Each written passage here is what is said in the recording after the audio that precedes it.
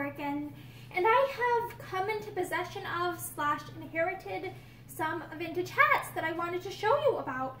So these are 3 different hats. They were the property of my great-grandpa's second wife, who she's late at present, like she's no longer with us. And so my family was going through her things and ended up wondering if I would like these, and of course I ended up saying yes. So it's kind of really quite sad how I came into possession of these. But these are some really, it's still an excellent condition of vintage hats, and they kind of have, I guess I'd say, like a sentimental value to them because they are from people that I would say like are connected to my family. And so first of all, this one, it's like, it feels like almost like a felt, or it's got like a faux fur type texture to it. It's black and it has kind of like the shape of a cloche hat, and it's got like a ribbon around the side. I'm trying to remember what this type of ribbon is called. It might be called Petersham.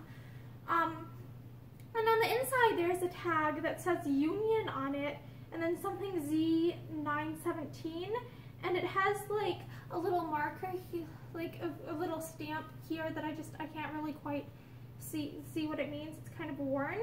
And then there's also some sort of symbol on the inside here, but it's very faint and difficult to see. So, oh, this is how this hat looks on me. I'm gonna go like turn around here.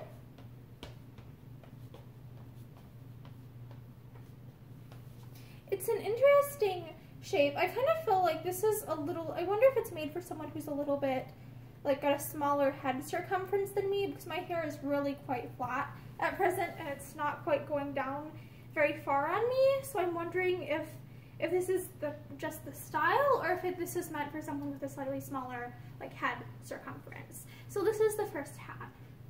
And then the second hat is this, I guess I would describe it as like kind of, I don't really know the word to describe it. It's kind of like a headband, almost like a really oversized headband, and it's red, and it looks like 2 different types of ribbon, like braided or crocheted together for a design, and it's got like this tulle or netting attached to it, and then there's a staple here, and I'm wondering what that was for. I don't see a tag still existing on this, so I wonder if that's what maybe the staple was used to hold on at one point. Like I'm trying to figure out what the purpose of that there is. And it's got very nice, good quality stitching to it, and I'm gonna put this on my head. So this is one way that it could go, like this. Though I'm wondering if it goes like this, or if it actually, like, is it meant to go like this? I think the only real difference there is just the netting. And I'm not entirely sure what decade this is from. We believe that this is my late great-grandmother's mother's originally, that it might have come from her, or at least that's what we currently suspect. So it could have been from like 20s, 30s, 40s, 50s, like we don't know an exact date. And then there's also this black one, which is basically the spitting image of the red one, except the design of the way that the ribbon is braided or detailed or made up is a little bit different. And this one says on the inside, Union Made BJ611302 in USA, and it has a little stamp that I can't quite make out. And this one is a little bit dingy, but I think that's also just because it's such a dark color, it shows dust and stuff a bit better.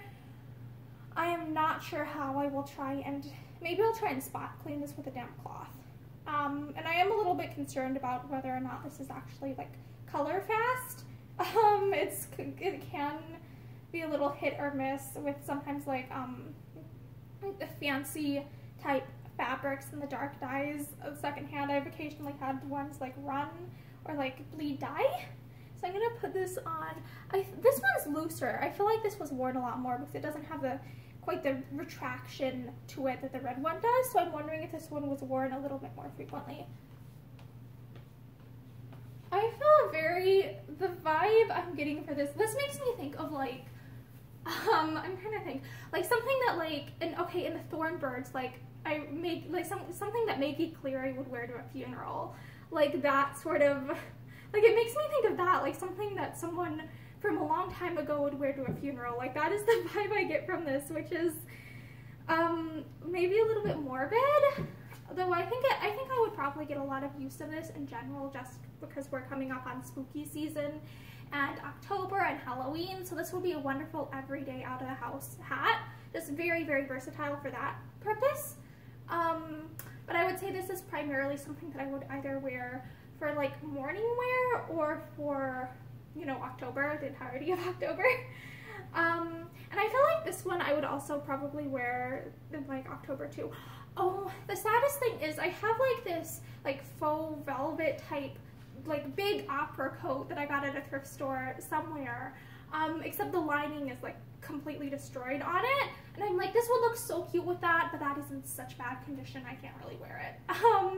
But yeah, this is basically just a, I guess I would technically describe these as like inherited, or like these are family, I guess almost family heirlooms, like family heirloom hats.